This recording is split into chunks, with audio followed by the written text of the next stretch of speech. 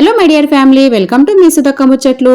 ఈరోజు వీడియోలో అయితే జొన్నపిండితో ఊతప్పము అలానే కొబ్బరి పల్లీలు వేసి చట్నీ చూపిస్తాను. వీడియోని ఎక్కడా స్కిప్ చేయొద్దు, లేదంటే మంచి రెసిపీ మిస్ అవుతారబ్బా.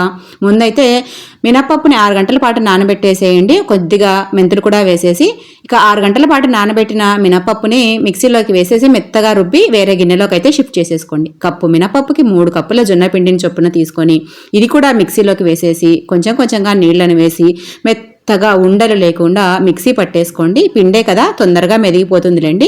ఈ విధంగా గ్రైండ్ చేసుకున్న ఈ జొన్న పిండిని కూడా మినప్పిండిలోకే వేసేసి రెండు కూడా చక్కగా కలిసే వరకు కలపండి. నేనైతే రాత్రి నానబెట్టి పొద్దున్నే కలిపేస్తూ ఉన్నాను. అప్పటికప్పుడు కూడా కలిపేసుకోవచ్చండి, అసలు పులియాల్సిన అవసరమే లేదు. ఉప్పు వేసి కలిపి ఒక 6 గంట పాటు నానబెట్టండి. తర్వాత నేను ఇక్కడ చట్నీ కోసము పప్పులు, వేయించుకున్న పల్లీలు, పచ్చి కొబ్బరి, మా రుచికి సరిపడినంత కారాన్ని బట్టి పచ్చిమిరపకాయలు, రుచికి సరిపడినంత ఉప్పు, కొంచెంగా బెల్లము వేసేసి మిక్సీ పట్టేసుకున్నాను. తర్వాత పోపు కూడా పెట్టేసుకున్నాను. స్టవ్ పైన దోశ ప్యాన్ అయితే పెట్టేసుకొని మనం ముందే రుబ్బి పెట్టుకున్నాం కదా ఈ జొన్నపిండి మిశ్రమాన్ని ఒక 2 గంటల వరకు వేసేసి ఎక్కువగా స్ప్రెడ్ చేయాల్సిన అవసరం లేదు, కొంచెం కొంచెంగా స్ప్రెడ్ చేసుకుంటే సరిపోతుంది. ఈ విధంగా పోసుకున్న ఈ ఊతప్పం పైన మనకు నచ్చిన వెజిటేబుల్స్ అయితే వేసేసుకోవచ్చు. నేను ఈరోజు ఇక్కడ ఉల్లిపాయ, కొత్తిమీర, కొద్దిగా క్యారెట్ తురుము, అల్లము, జీలకర్ర వేసేసి మూతను పెట్టేసి లో ఫ్లేమ్లో మనం దీన్ని బాగా ఉడకనివ్వాలండి. అప్పుడే మనకు జొన్నపిండి అనేది లోపలి వరకు కూడా ఉడుకుతుంది.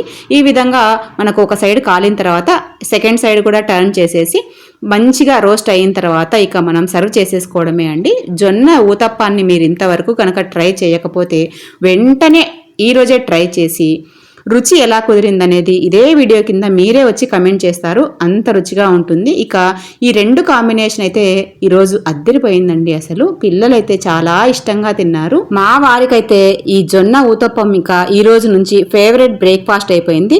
రెగ్యులర్గా వీక్లీ వన్స్ అయినా చెయ్యి అని చెప్పేశారు. పిల్లలకి మా వారికి పోసేసిన తర్వాత ఇక నేను కూడా 2 ఊతప్పం అయితే వేసేసుకుంటూ ఉన్నాను. చాలా బాగున్నాయండి, రుచి మాత్రం.